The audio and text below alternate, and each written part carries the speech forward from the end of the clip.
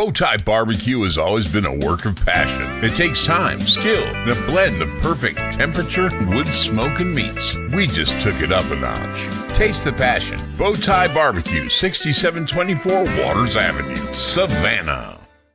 You know, Christian, after a day of the hottest sports in town, sometimes you just gotta unwind. Yeah, Kevin, and the perfect place to do it, Cool Vibes Pizza and Wings. That's because Cool Vibes offers delicious pizza, wings, sandwiches, and salads, all with a Jamaican Caribbean island twist. And the atmosphere is 100% kicked back. No worries, man. Plus, they're the home of the Oxtail Pizza. Cool Vibes Pizza, 4501 Montgomery Street, Savannah. That's coolvibespizza.com. Cool with a K. Come on and unwind at Cool Vibes.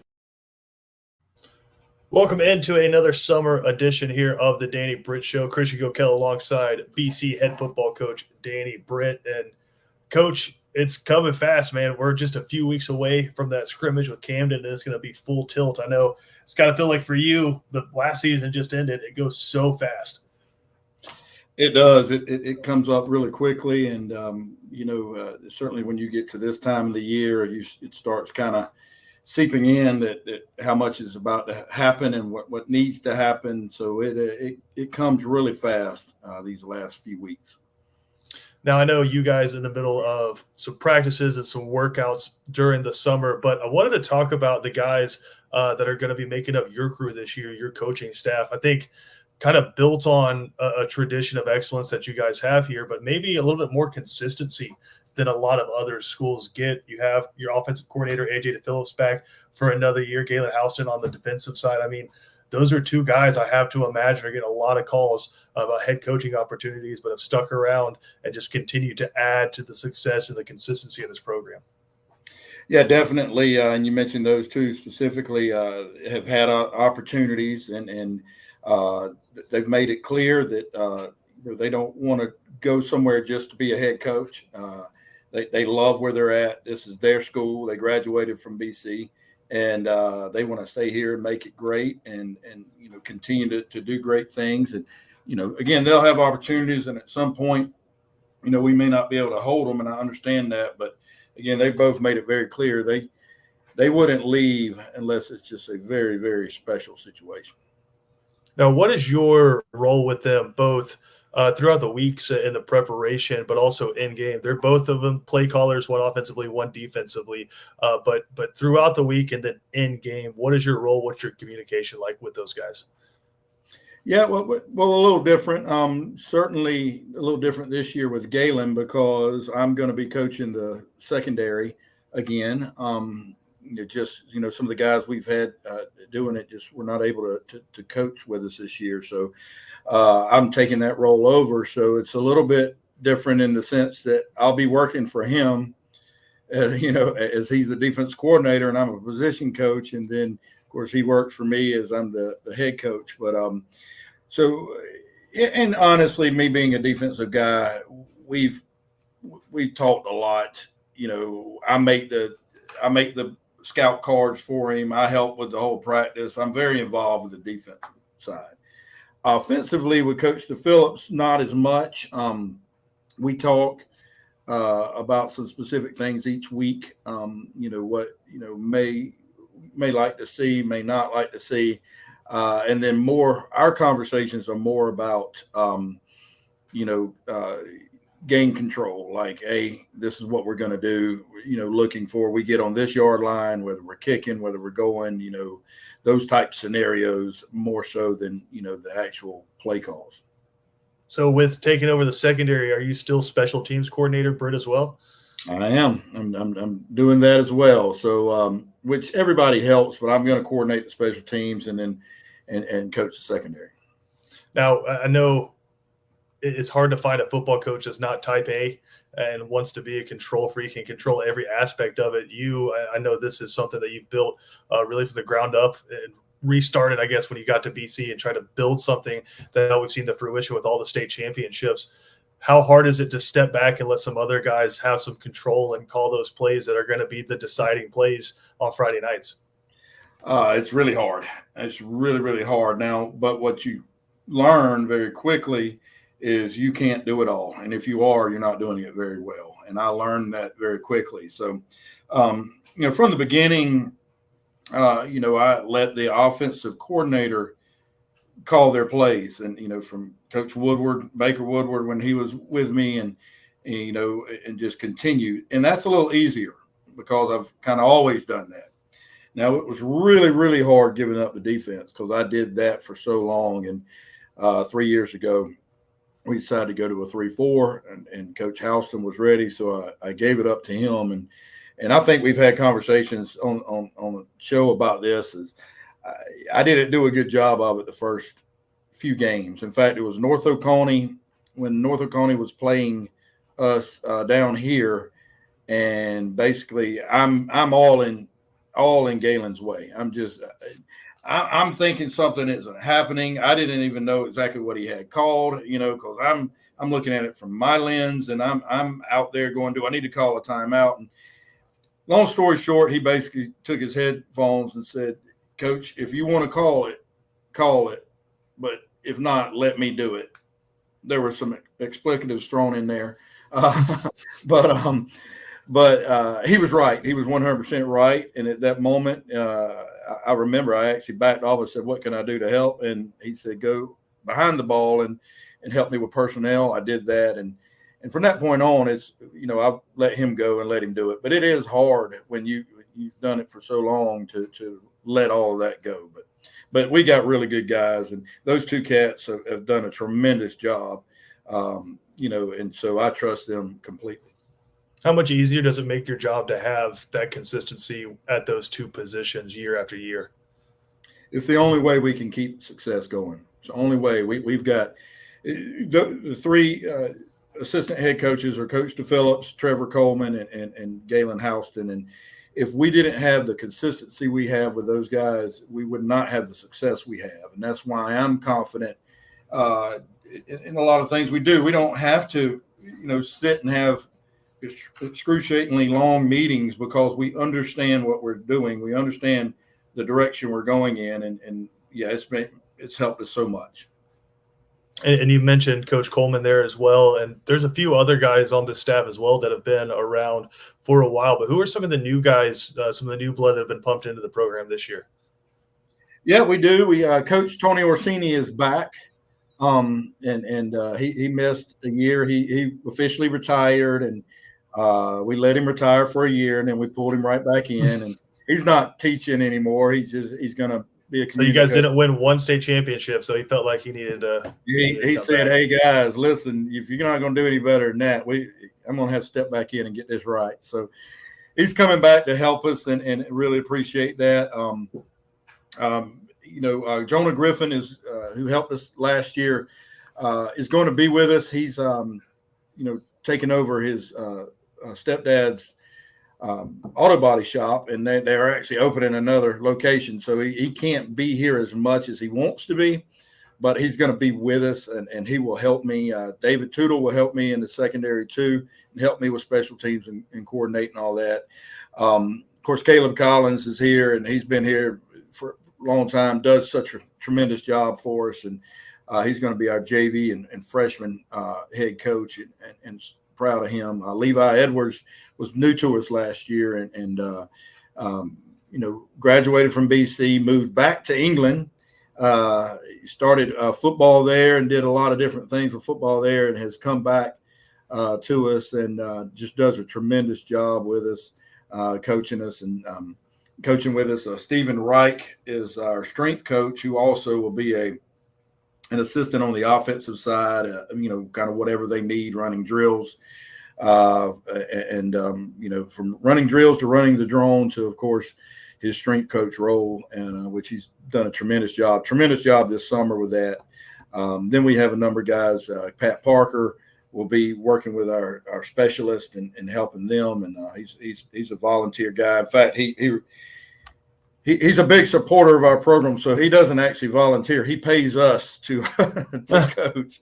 It's the way we talk to him about it, but he loves it and loves BC.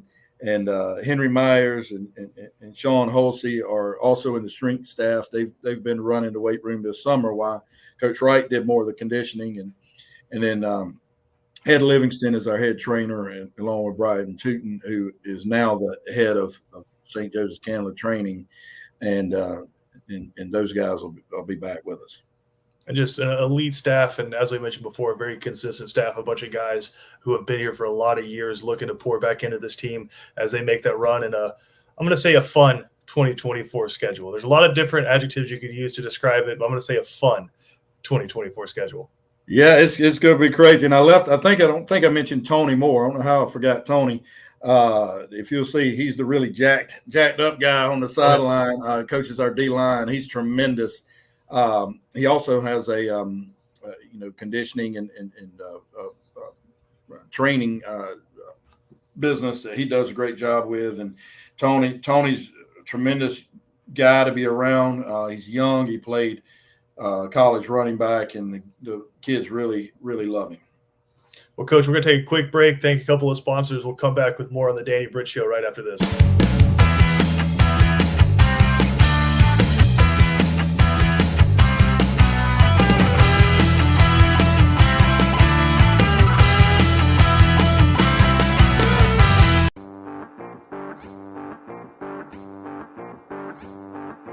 Have I prepared enough? There'll be unexpected turns. When things get tough, I need to stick to the game plan. No regrets. I'm ready. Are you?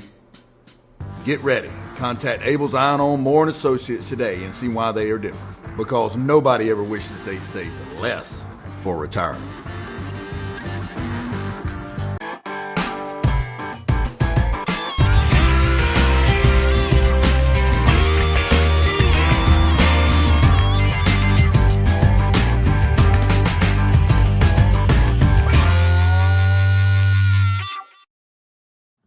Welcome back into the Danny Britt Show. Christian Gokel alongside BC head football coach Danny Britt. Coach, I know it's the summer. School's not in session yet, but I do want to get philosophical with you here, if you'll entertain me for a second. I know football from 10 years ago at all levels is almost unrecognizable, all the changes we've seen, especially at the college football level. But I've been talking to some people that are fans of different schools around South Georgia and North Florida, and they feel like they're almost more excited for high school football to get going this year and are looking to get out to games more, because it feels like now high school football might be the last kind of bastion of pure, we play between the lines, we're playing for our school, we're playing for our brothers kind of a game. Do you get that sense as well?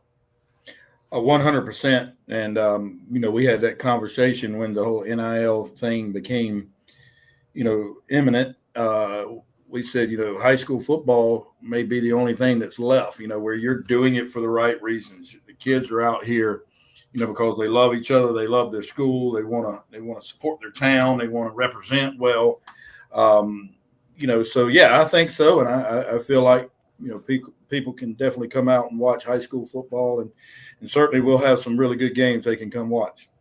I would say you could pick a game in South Georgia and you're probably watching at least a couple of guys that are going to be in the NFL in the future. I mean, if you're just looking for quality of an entertainment, it's hard to beat South Georgia. But BC in particular, just looking at it in the micro, it's one of those places where it's hard to preach to a 16-year-old sticking through something and being consistent and the benefits it's going to have 10, 15, 20 years down the line. But you mentioned both of your coordinators are alumni of the school, and then you can just look out in the stands, look out in the community in Savannah and see all the different successful alumnus that you have. That's got to be something that's pretty cool for you when you're trying to sell that to your players.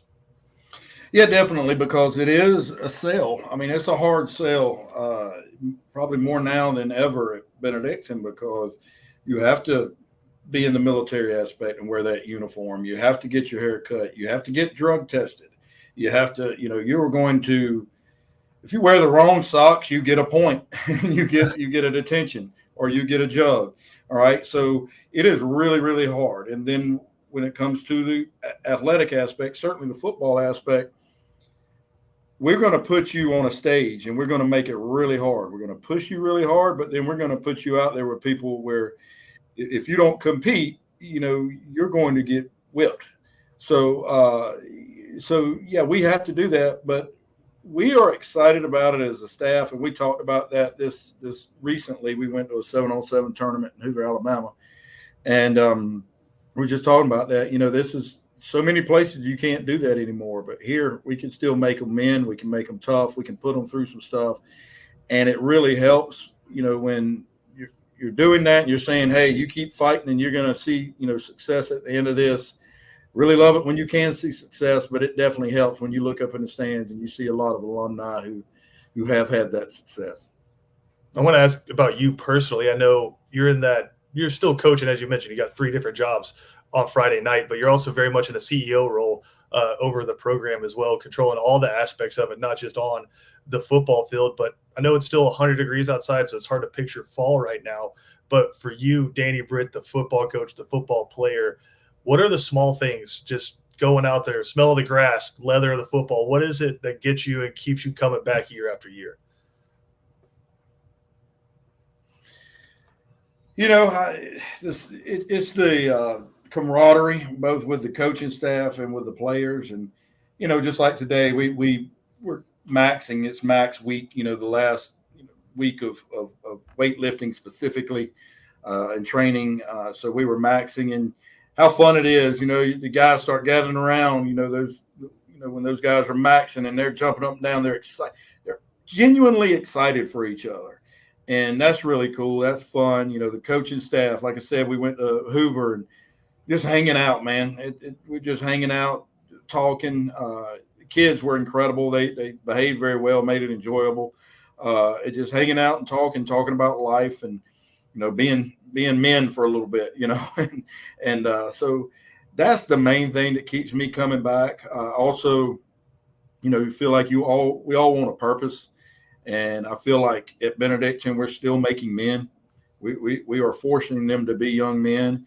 And, I don't know how many places can do that anymore. Just the way society's going. And, so I feel that purpose as well. So, those are the things, the heat is hard. I thought I was sick Sunday. What I realized I was just dehydrated. Yeah. And, because it starts happening. And, so those things, aren't the draw as much anymore. It's the people, honestly. Again, a great group of guys, both the players and the staff, and a few other guys going to be playing on Saturdays for you, Coach, this fall. Just what's the communication been like with those guys, the Zaquan Bryans, the Bryce Bakers, who are getting ready for another season of college football? It's been good. I've seen them a lot. They've been around. Even, some of them only had probably 2 weeks. I think Luke and then Quan only had like 2 weeks, but they were around and we would come around, work out a little bit. And they always come talk to us. And it's exciting. It's so exciting for them. I saw where Bryce went. I guess this is what you do now. You just go take all the pictures and all the different uniforms and I saw that on social media, but he looked good and proud for him and all the guys that are off playing. Eric Hicks was back during spring, and he had 2 weeks, I think it was, and he's going back for his final year and getting his master's in finance from Tulane. Just love these guys going off and being successful, and it's always fun when they come back and can chat a little bit. Hey, Coach, as we mentioned at the beginning, just a few weeks away from kicking off that scrimmage against Camden. When does the foot start tapping under the desk for you? When do you start to get that itch?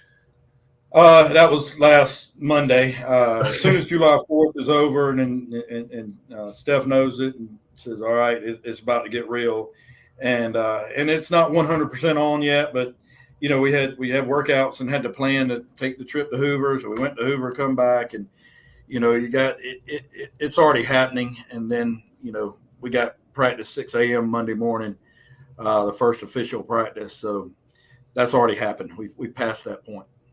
Well, Coach, it'll be here before we know it. We appreciate you taking the time today. I know you guys got a lot of prep to do, as you mentioned, Max Day. What's the split looking like for Danny Britt right now? The split? What do you mean? The max split. What's the back squat, bench press? What's it looking like? Oh, yeah, those days are gone, baby.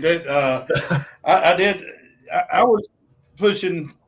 I was doing 225 for reps not too long ago when we were working out on the bench. But the squat is what I call an old man squat. I get the kettlebell, the little Oh, yeah. 25-pound kettlebell, and I use that now. That's just for functionality and flexibility. And yeah, power clean. I hadn't power clean would be with a broom. I'm not doing that anymore, but we got some guys that are pushing some really good weight, so that was exciting to watch them do that. There you go, Coach. We can't have you in a knee brace again. That one time was enough. Yeah, that's plenty. I don't want it. No more of that. Everything I do now is for functionality, and so I can keep moving. There you go, Coach. We appreciate the time, and we will holler at you next week. All right, Christian. Thank you so much. Again, this has been the Danny Britt Show. We're going to take some time as Coach steps away just to thank a few sponsors here. We want to thank Arrowhead Clinic, the good folks over at Cash and Care. You can pull your own auto parts from there. Islands Ace Hardware, the helpful place. Harry Brown, local attorney. Give him a call for all your legal needs. And Integrated Tax and Accounting Services, a small local business here in Savannah. Check them out for all of your small business needs. Thank you all for tuning in. We'll catch up with you next time.